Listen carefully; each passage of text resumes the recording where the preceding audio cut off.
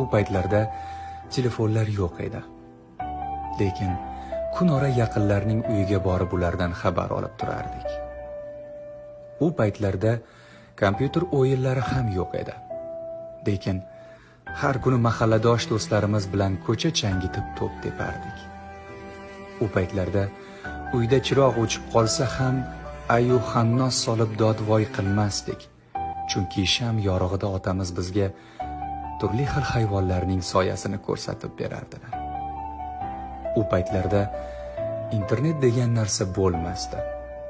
Balki shu sababli bolasini sotgan ona, qo'shnisini o'ldirgan yigit, volidasini ota-onalar uyiga olib borib qo'ygan farzand yoki bolalarni 9-etajdan tashlab yuborgan ona haqidagi gaplar bizga begona edi. U paytlarda televizorlar ko'p bo'lmasdi. Ammo qo'shnilar bilan birga bitta joyda o'tirib kino ko'rardik. To'g'ri. U paytlarda juda ko'p narsa bo'lmasligi mumkin edi. Ammo eng asosiysi insonlarda mehr bor edi. Mehr.